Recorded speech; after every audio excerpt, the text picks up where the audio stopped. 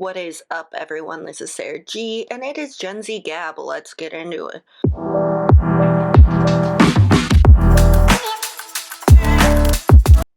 This week, I want to talk about things. Like I said, I always want to talk about real big social issues. The problem is that the more I talk about it, especially when it comes to gun control, still the less that they can do.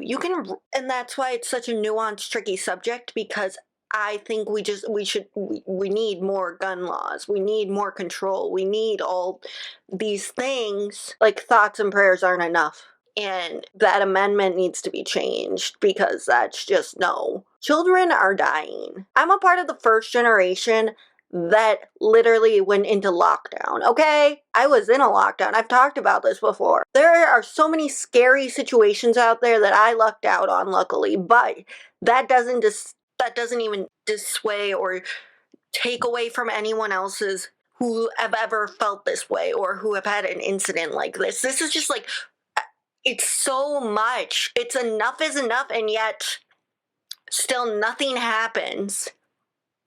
Again, the government cares way more about what the hell TikTok's doing than actually doing something that would make a difference. I still encourage people to vote, because that's the only way we're going to get anywhere. And I'm just at this point sick and tired of sitting around wondering what's next,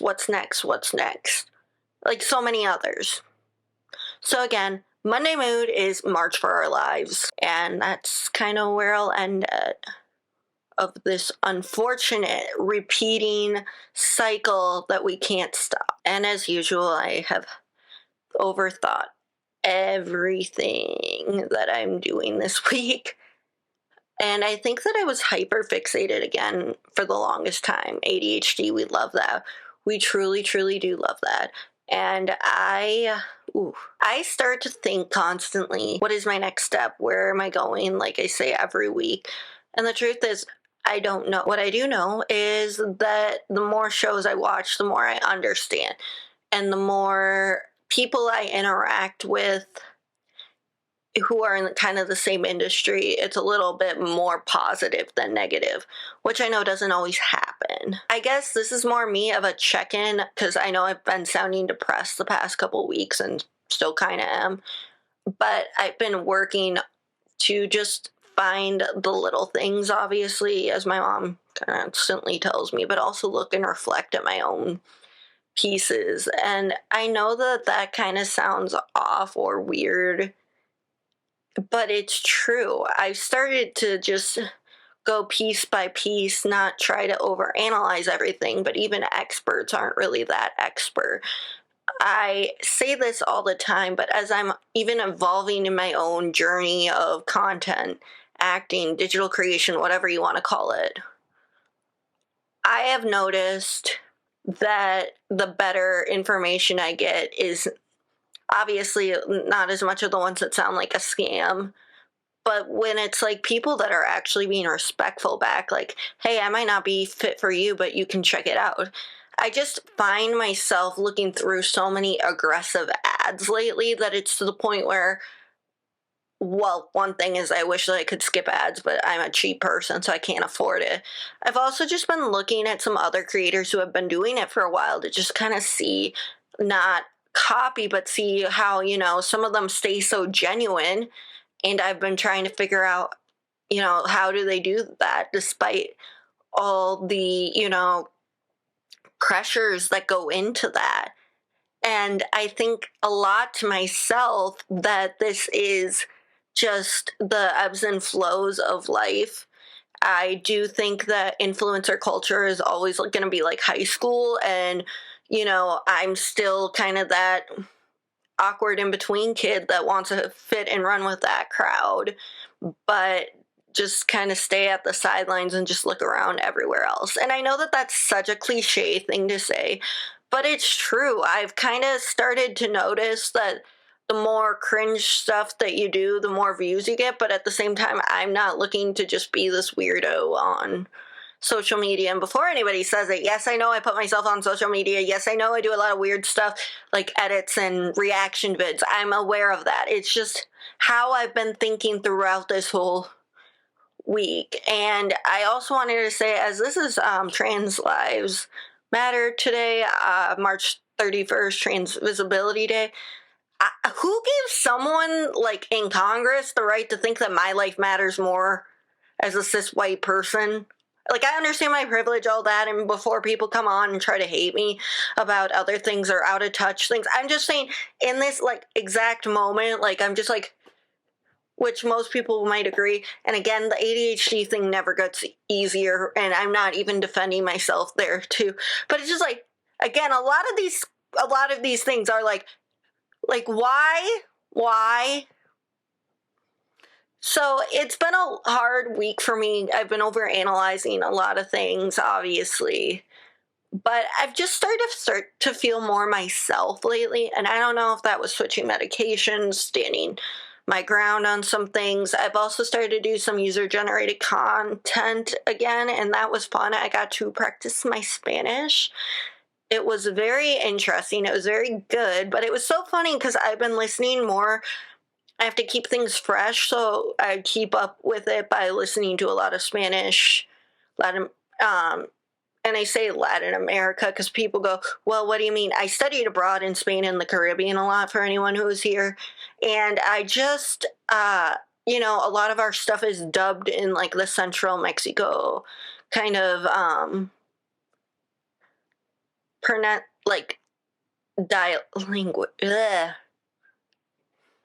dialogue. Maybe that's it. I don't know accent, brain fart. But it's just different accents, kind of like an American today, recently, actually yesterday. And again, I'm going to talk about Grey's till I'm blue in the face, obviously. Grey's Anatomy, when Camilla Luddington said a oneer, I thought she said a runner, and I thought a runner was a part of production, which was true. But it just goes to show how much of an idiot I was. But I kept it up on my Instagram because everybody makes mistakes. And you know what? It's all good. And yesterday's episode made me really want to think about one thing. I know, people hate me still for this comment, but I don't care. Lucas and Simone definitely have chemistry, don't get me wrong, but Blue and Jules don't get enough screen time, and they're actually the ones that are way more entertaining to watch, in my opinion. Also, just putting it out there, because of all the stuff, and I feel so bad for Lucas. But again, I'm not against Simone. I think she needs just to figure out more stuff. And I mean, she was working on that really well. But Grey's writers do what they want to do, whatever. And I don't need another cringy scene like what Jackson did. Okay, did not like April, like we already have discussed multiple times. But what I would say is, they kind of had a fling. They kind of did this stuff. Maybe there'll be some, I'll say a finale or whatever. But I'd love her to go on like a Hear Me Out spin-off with Addie after Addie left yesterday, which was the Thursday night episode. The reason is I could see her being Team Peds, learning all her stuff, getting mentored by her, especially after hearing her NICU story. Like, yeah, there's just so much there. I think, again, yes, I'm a little bit the relationship Grinch, but when I think about it, it's just that, like, yes, it's been less about that stuff, so they have to kind of revamp it. My problem is that, friendships are needed in life and not always the most existent, but it also seems like people, we're trying to turn away from that narrative that we need a partner or whatever in life. What about, that's kind of like why I'm saying, what about friendship? Again, though, the parallel I'd love to see, like I think I mentioned this a lot, the only acceptable parallel that I will accept if, like, when the wedding comes is when, if Lucas Nico does his thing from the thing about Harry where he embarrasses himself on live television or something, like for Jake Borelli's character. I found that clip just roaming through TikTok the other day. I thought it was hilarious. It is funny though. I did not watch Mary Queen of Scots, but I did now. And again, I just always forget like where they are now, but they've been in other things. Like your brain, like I said this, like Alexis Floyd was in The Bold Type and so many other things, and I'm like, but this is why it's like the big major network shows. I mean, I'm not very well known. I'm not even really whatever.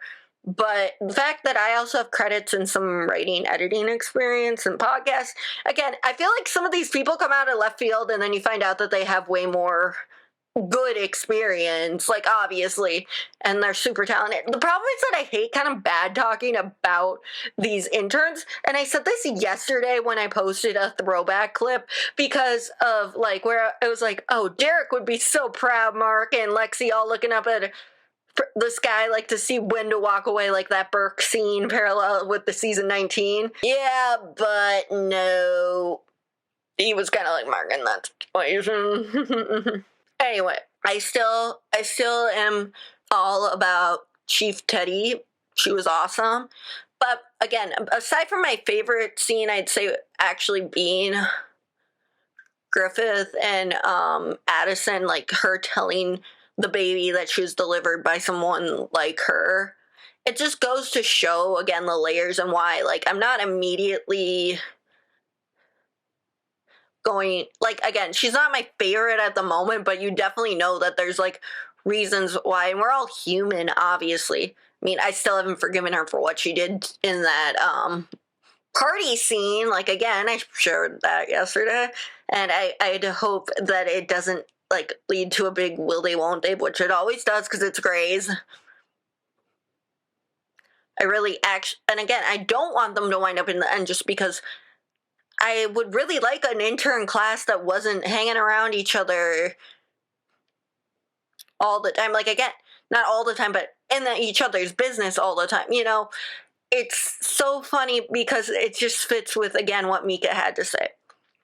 Now, again, yes, I know that I'm a big Luca shipper, like I say every week, and who knows, and it clearly might not play out that way. But the problem is that when you just know the friendship is so cool. Again, I'm trying not to overanalyze everything, but it just they're hitting us with the nostalgia and they know it. But that Oneer scene, oh my gosh, it was so beautiful. Like the cast, the crew, obviously. And the problem is, we all hate Owen. We all do. But Kevin McKidd blessed us with that. So, anyway, as I have said, aside from the NICU scene and the beginning scene, I had to love Mika's, which is why I think she's relatable with her anxiety scene. And Richard just is always Papa Bear. Don't let anything happen to him. I love him so much. I know he's not always the greatest person, but he's Papa Bear of that hospital, so yes. And Addie, yeah, I know I was so scared, which I shouldn't have been, but watching her... Okay, so here's the parallel that I did, which I know that there's more with the Christina with the arm in the plane crash, but... The fact of the matter is that Derek married two women, which I think why I love him, is because I don't mind Derek, but not season 11 Derek, let's face it. But the reason I love Mare and Addie so much is because in season 8, Mare got, like, completely knocked out in that storm, etc., with Alex and the NICU baby, and then that family that was camping, with the kids and the parents and the grandma dying, which was sad, right after Henry died. But Mare goes, we're fine, and she takes out the baby from the thing, because she's like, even though Alex is like, we're gonna get killed out here. And she's like, well, we're gonna get killed in here. And she got tossed around and she needs to be held. So, like that's such a, oh, yes. And, I'm fine. I got tested for a concussion. I had Alex look at me and stitches can wait. That was so, aside from the dislocated shoulder, that was the same thing with Addie. And just watching Amelia be like Derek there as, is anyone listening to me? Like, did you get your stitches? So, it's so good. But it was a really good episode. All around. I mean, aside from, you get to see who Jules' roommate is, and it's Silver City as they joke, but I could talk about this for hours. All the parallels, all that, but I'm going to be posting instead. I do want to say that it is always funny because, like, you get hit with the nostalgia and then you realize something. This show came out when you were 7, but you were still watching, like, That's So Raven, Kim Possible, all that. And, now that you're fully caught up, you're like, oh, I could do this now. Yeah, long shot, I know, but it's just like a period thought process. And since it's still International Women's Day, I can talk about it because, again, without people like Christina, Meredith, and Bailey especially encompasses how OCD is, just so you know. Chandra Wilson does amazing. Kate Walsh, Skylar Lee, especially seasons 2 through 7. But I'm gonna say again, like I commented this, I will always be Team Altman, Team Cardio, all that stuff. Like, I like Teddy more, so, especially more with her mentorship. I think we need to keep Nick on because, let's face it, he is phenomenal. Any type of relationship, if anything's gonna fail, I don't want the mentorships to fail, like I said multiple times. So there's that. I always think it's funny because people go, wow, I just think they're interesting to watch, okay? Jeremy Gordon was supposed to be on this podcast this week, but we had to reschedule because of illness and life happened, so just thought I'd give you that heads up before I switch gears from, how the TikTok ban's working and just kind of how much I miss Abbott Elementary. It's been off for a few weeks, so it's like I don't really know what else to talk about because all I ever have to talk about is Grace, because I've been kind of falling behind because I've had other things pop up, little miscellaneous things, so that's great. I also have been going on a Twitch subathon, even though the problem is that I can't afford subs right now, but I like to watch how it was working and interacting with other creators. Currently, that was very interesting, just an experience to watch, but I think, it's not my thing as much, Discord and all those apps. I mean, I like them. I like the availability to connect with people and learn more about the industry. It's just kind of weird because sometimes I'm like, how much phone time am I using? Because that has been a pet peeve of mine lately. And before anybody goes, why did you just switch that discussion over from X and Y and Z and blah and blah and blah, blah, blah. Here's the problem right now that I think a lot of people don't understand is that I know what all those technologies, it's now like my brain is getting overwhelmed and sending signals that I don't know what to do with anymore. And then I can't stop. So, yeah. And I think about it all the time, like how, many things, and people go, well, you can't do it all on your own. You're right. I just don't have a thing called money right now where I can't really do much more. I can try, but the thing is that I at least appreciate seeing other, like I said, I talk about the dietitians on TikTok a lot, but right now one of them, What the Actual Fork, that I really like their podcast, that really helped me get through it during COVID especially. They just reached 1 million listeners and they've been at it for at least 3 years, and this is the first year they really got like a lot of more, I want to say help. It's hard to say that, but like, they've had more people around to help. Maybe that's it. Guide them. I don't know, because it's been around for 3 years, but it's just one of those where they didn't hit 1 million listens like in the first 6 months.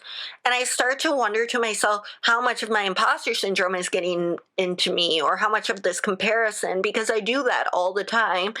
And it's such a thing that I know I talk about constantly on here, but it's hard to actually, process everything. And now that I think I'm in a better state of mind, I think I can truly understand and be okay with it. It sucks to constantly compare and constantly contrast every little thing that you're doing. Obviously, it might not always be the healthiest, but at the end of the day, I think it's also with where we're at in life and how much it truly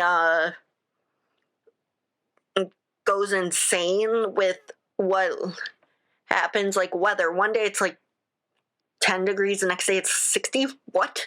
Exactly. And you can be super creative. You can tell so many stories. And at the end of the day, you can be working super, super hard. And it's still not enough, which you can be frustrated with, but at least you know what you're doing. And I know that just sounded like the weirdest piece of advice. But again, I'm not here to give you advice. The fact of the matter is, I ironically am shocked that I've been doing this for almost a whole year all by myself. So, and keeping it up consistently every Monday. So that's great. But those are the little layers, and I feel to myself that, I watched Daisy Jones and the Six and finally finished it, obviously, as we're kind of wrapping up here the whole deal of episode 47. Is it 47? Dang, it's 47. Wow, I've been on here for 47 episodes. Anyway, I think Daisy Jones and the Six is so good. They've already teased that maybe they're going on tour, or maybe there's season 2. I already got a million ideas. No surprise that in Daisy Jones and the Six season 2, it could all be told through Jules' eyes. Like, I wish it could be told through a singular, like, wonder if it, like, could do something like that. Like, but I guess they probably won't. It's just interesting, or like where they do get the bat and back together. It's basically whatever, obviously, that author has to come up with, or, the author can do with whatever they've been doing. I know that just sounded so weird, but it's true. The whole system of how to write the book versus a film, because the first one's on a book, but it turned out way better. And honestly, I'd say Daisy Jones and the Six, as much as there's some horribleness, like between drugs, smoking, cheating, all that shit, it's a girls, like girls supporting girls constantly. Like, Camila brought her Karen to the clinic, and as she was having a lot of hard time still getting through it, because it is what it is, Daisy was there for her on stage because she knew what was wrong.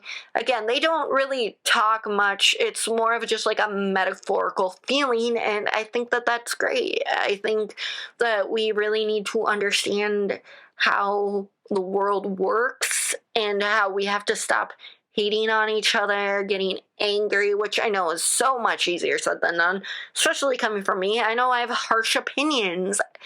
If you haven't listened to this podcast before, you clearly know where I'm going with this. If you have, you know.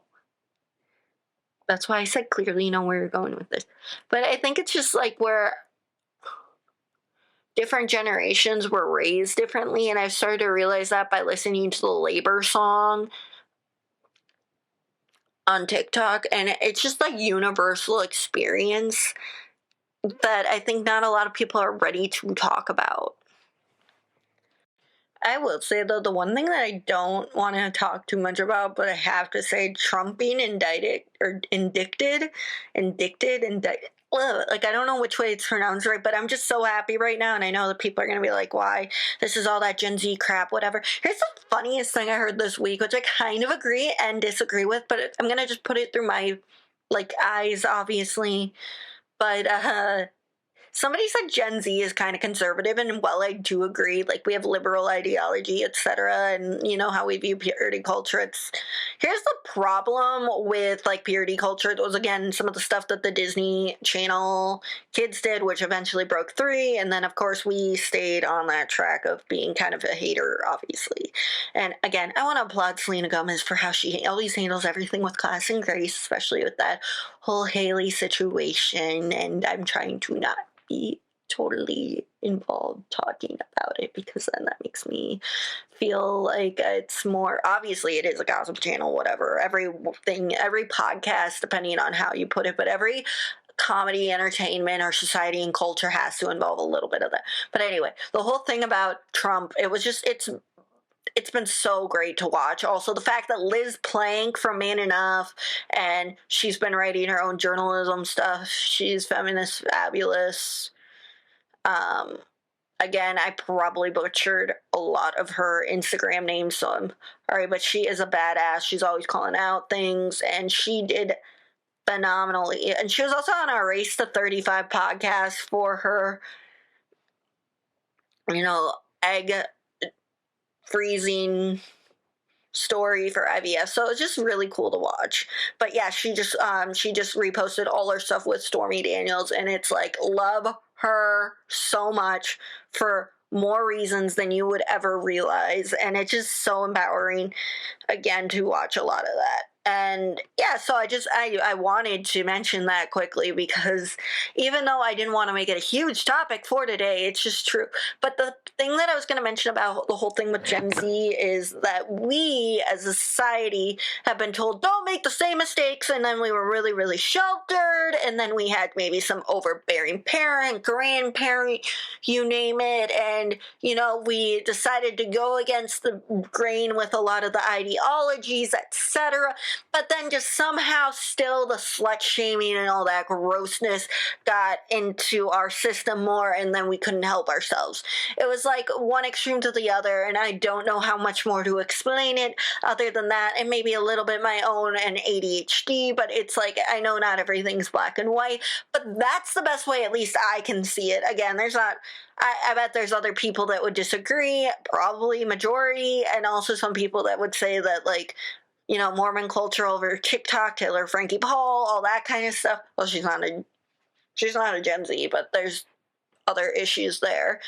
But it was just kind of how I started to think about it, because it was like, are we not? And then I started to even look around. I was like, oh, yeah, we are a little bit. Yeah, just... And before anybody says it, aren't you really liberal, Sarah? Yep, I'm very liberal.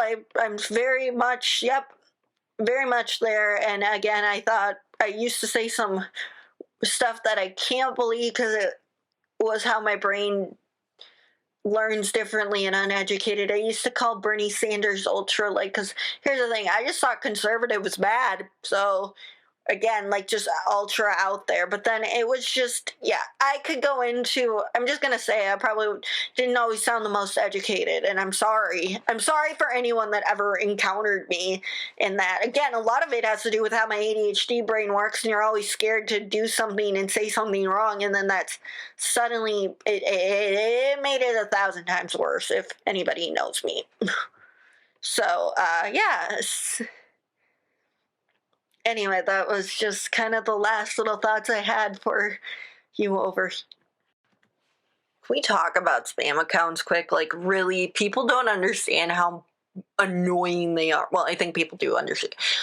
But right now, I'm dealing with a lot of, this is how I fix my Instagram shadow ban. Like I talked about last week, you know what I'm saying? I know. Yes, that went well. Great. It just, no. People keep saying, promote it on this, promote it on that. No. The reason I suck at this thing is because I don't play the game, because I'm too broke to play the game, So, yeah, that was great. Like, the game. What's the game exactly? The game of, you can scam me out of my money and I will fix your account. Probably, though, you'll probably get your account fixed, because that happened to somebody I know. However, I just really am too broke, and currently I'm just trying to save enough money to move out, and yeah. And before anybody says it, I complain a lot about that on here. I just am complaining, unfortunately, yes, complaining more, but it's true. I'm complaining because I'm mad about all the things going on in our world, not just my own personal world. And I think it's just interesting because it's like, you do all the lists and the lessons and the this and the that of life. Yep, I'm talking constantly about the same old stuff, and it still doesn't quite work. No entiendo muchísimo, no? Yeah, that was really bad Spanish. Again, I just went like, no. Clearly, I wish I could talk more in Spanish, but this isn't a Spanish-speaking podcast. Plus, it's not even that I'm scared of speaking it. Like, after I just did that, it's more of like, somebody talked about this with bilingualism. Like, you're constantly suppressing one language than the other, and because I speak English as my dominant language, it's that. And then I learned K through 12, and then I went on to college and did all that stuff. And then it's, like I said, the different dialects, the different accents, the different this, the different that. It's like, I know I'm bilingual, but it's like the different levels, and that's why I say I'm fluent to advanced proficient, because it's like I can speak it fluently when I get enough through. Like, when I say that I have enough time of, like, I practice it as much as I can, right? Like, like, quiero practicar muchísimo, especialmente cuando hablar en español. Depende de una situación. En una situación ahora, mi español más o menos depende a un nivel de avanzado, intermediado, depende diferentes palabras usar en la lengua y país. So yeah, that was just enjoy me making fun of myself there, because that was not making fun of myself, but you guys can make fun of me. I totally, especially if there are any actual like real like heritage speakers out there, please make fun of me. I'm okay with that. I know that sounds weird, but just, yeah, go for it. I just know that I put an extra R on the palabras, but that was because I learned from Rico, from Moises Arias on Disney Channel. Yep, that's, I feel like how a lot of Gen Zers, elder Gen Zers, learned how to roll their R's, like I've mentioned in the past. So it's just been really great. I do want to talk one more time quickly about, accounts, Instagram accounts, like I was talking about before. But the funniest part about Instagram accounts are that I think I should be talking about pet accounts that I love, like the dodo, etc. But the funniest part is that I also follow celeb and actors type of their pets Instagram. Why? Because I don't know, because pets are cute, because I love floofs, and that floof will always be more famous than me, but it's really cute, so I don't really care. And I'm talking about this cat named Aslan, which I need to know, was that named after the Lion and the Witch in the Wardrobe? That cat has not responded to me, aka the person who owns him does not respond. But it's one of those things where I will gladly, unfortunately, because I have a tabby, a gray tabby, like I've mentioned multiple times on here, named Luna, and she, yeah, American Shorthair / tabby. I could watch them all the time. Am I like 85% dog person and 15% cat person? Yes. Do I like just kind of my cat? Will I be friendly to cats? Yes. But it's just different when it's your cat, as you know. The funniest thing is that I, yes, didn't really think I was going to become those people, but then I thought, oh, maybe I could start a pet vlog with my old pets that are dead now, and that didn't work out, and I've deleted all their accounts. That was a really bad idea. But watching this, where I'm actually, like, I'm not sarcastically or just doing it because I like their owner. No, I legitimately will follow any like animal account and it just gives me life. I know it's weird, but again, it's true. I don't think people give animals as much credit. Well, I mean they do, but even like influencer pets, like I want to be your friend. I don't know why, but I want to be, I don't want to be your human's friend. Like I want to be your friend. I know that's, yeah, but I'd rather be your friend, like a whatever, but that's weird because yes, you have 4 legs. Okay. Whew. Can you tell that was the weirdest week that we've had of thought processes from Sarah, as we're coming up on the 1 year? Holy crap. Next month is 1 year. This has been the longest relationship I've had with something. And I know that's weird because, I mean, yes, I guess my family and my dog and cat, but I just meant something that I've done. This is the longest I've really, yes, I've done TikTok, yes, I've been out doing other stuff, but this is a big thing that I've done for almost a year. And so, again, anyone who's been with me since day one, thank you. I know I'm going to be kind of on and off about this, and you will see my, you've seen me at my highest point, lowest point, my word vomiting points, and yet we're still here, and we're all in this together. Yay! And I have to say that, you know what, if Meredith Grey and Maya Bishop can survive anything, I think I think we're pretty good. I know that's fictional TV, but I look through, I'm like, if I think that I'm going through a bad day, remember those guys. And I know that that's such a cliche thing to do or repeat but yeah. And I loved it when they did last night's episode when they were talking about a mutiny, and it's true. Like Andy, she answered right off the bat. She was phenomenal with her answer. It was not a mutiny. It felt like one, but it was not technically. So, anyway, there's that. It's, yeah, forever embedded in my mind, a lot of these things. And yes, I talk a lot about ABC stuff, but you know what? So far, they've been killing it again this year. I've been very good. I'm really loving Night Court right now, aside from some other shows. Again, I love Animal Control, which that's a Fox Network thing show. Wow, what did I just see? There are so many more things I probably could talk about, but let's face it, you and I don't want to be overtired.